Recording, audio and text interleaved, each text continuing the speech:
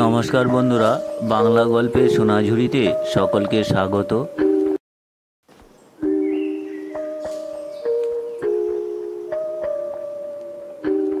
আজ আমরা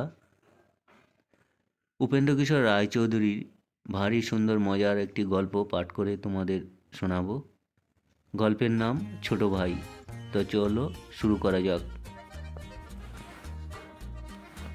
7টি ভাই ছিল। তাদের সকলের ছোটটির নাম ছিল রুরু।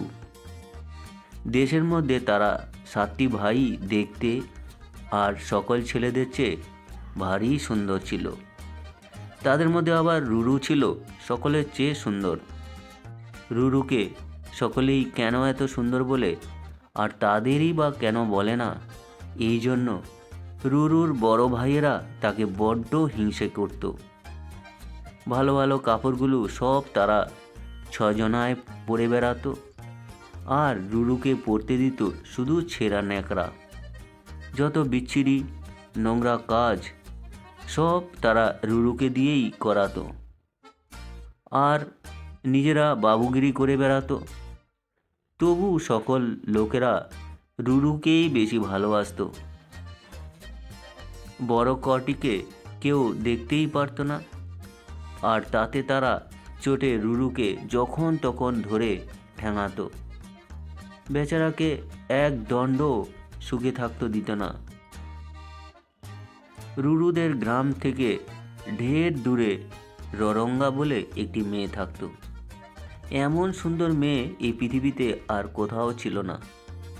তার কথা শুনেই রুরুর দাদারা বলল, চল আমরা সেই মেয়েকে দেখতে যাব। আমাদের মতো সুন্দর ছেলে আর কোথায় আছে? আমাদের দেখলে নিশ্চয়ই সে মেয়ে আমাদের একজনকে বিয়ে করে ফেলবে। আর তখন তো তাদের খুবই আনন্দ আর উৎসাহ হলো। 6জনের প্রত্যেকে ভাবলো, ররঙ্গা নিশ্চয়ই আমাকে বিয়ে করবে। কত গহনা এনে যে তারা তাদের 6টি পুটুলির ভিতরে পুরল, তার লেখাজোখা নেই। আজ 6 ভাই মিলে বিভিন্নভাবে পোশাক পরছে আর চুল আঁচড়াচ্ছে। তারা একটু পরেই পানশিতে চড়ে বউ আনতে যাবে। তাদের মা জিজ্ঞেস করলেন, হারে তোরা রুরুকে সঙ্গে নিবি না? অমনি তারা 6জন একসঙ্গে বলল, নেব বই কি, নইলে আমাদের রান্না কে করবে? ররঙ্গাকে দেখতে যাওয়ার সময় আমরা তাকে আমাদের বাসায় রেখে যাব। ও যে ছেঁড়া কাপড় পরে, ও আমাদের ভাই, এ কথা জানলে লোকে কি বলবে? রুরু সবই শুনল, কিন্তু কিছুই বলল না। সেও তার দাদাদের সঙ্গে সেই পানশিতে চড়ে ররঙ্গাদের দেশে গিয়ে উপস্থিত হলো। সেখানকার লোকেরা এর আগেই শুনতে পেয়েছিল যে কয়েকটি সুন্দর সুন্দর ছেলে তাদের দেশে বউ খুঁজতে যাচ্ছে। তারা সেই পানশি পৌঁছবা মাত্রই এসে রুরুর দাদাদের আদর করে তাদের গ্রামে নিয়ে গেল। সেখানে তারা বাড়ি ঘর সাজিয়ে মস্ত ভোজের আয়োজন করে আগে থেকেই রেখেছিল। 6 ভাই হাসতে হাসতে দুলতে দুলতে তাদের সঙ্গে চলে গেল। রুরুকে বলে গেল, আমাদের জন্য একটি বাসা ঠিক করে জিনিসপত্র সব তাতে নিয়ে রাখবি। তারপর তাদের খাওয়া দাওয়া, তাদের আমোদ আহ্লাদ খুবই হলো।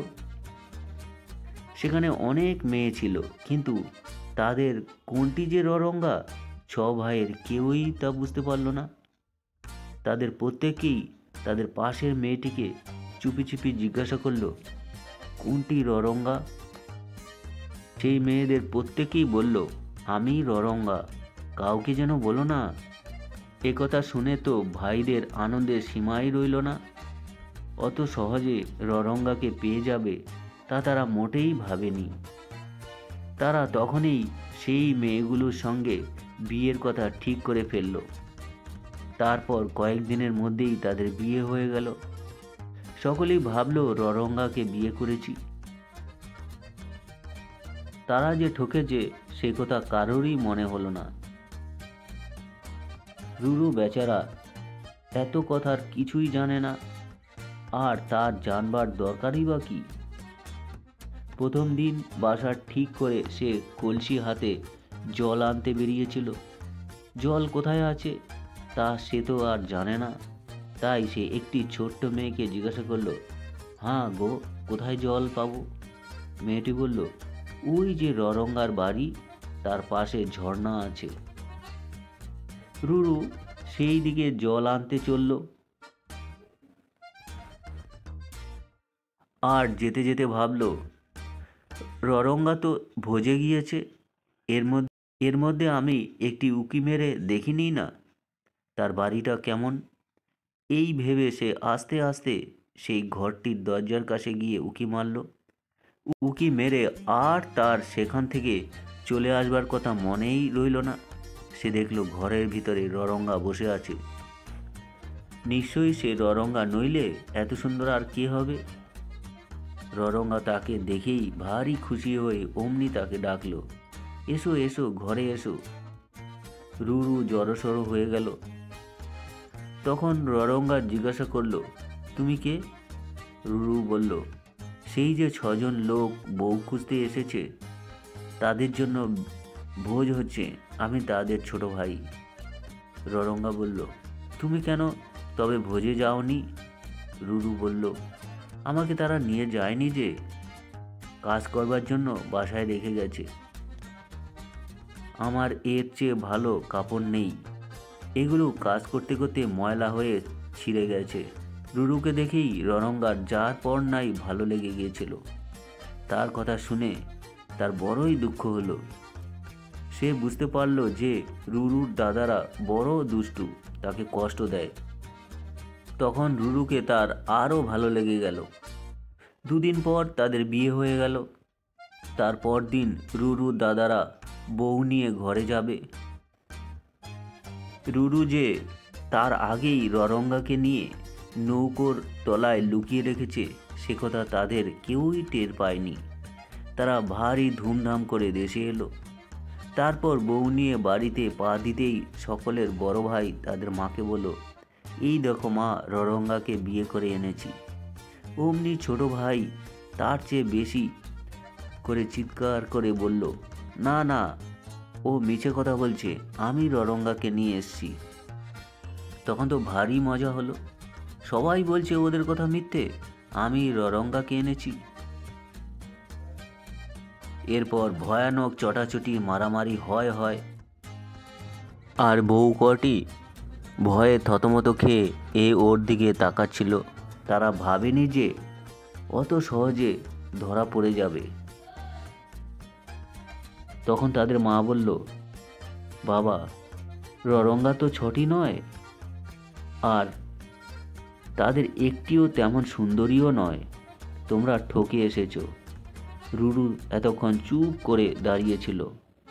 মার কথা শুনে সে বলল, ঠিকই বলেছ মা, ঠকে এসেছে। আমার সঙ্গে এসো, আমি ররঙ্গাকে দেখিয়ে দিচ্ছি। এ কথায় রুরুর দাদারা হেসেই গড়াগড়ি দিতে লাগলো। তখন মা বললেন, আচ্ছা গিয়েই দেখি না, বলেই তিনি রুরুর সঙ্গে নৌকায় এলেন। আর একটিবার ররঙ্গার মুখের দিকে চেয়েই তাকে কোলে নিয়ে আনন্দে নাচতে লাগলেন। আর সে খবর দেখতে দেখতে গ্রামময় ছেয়ে গেল। তখন পাড়ার ছেলে বুড়ো, গিন্নি, বউ সকলে ছুটে এসে ররঙ্গাকে ঘিরে নাচতে লাগলো।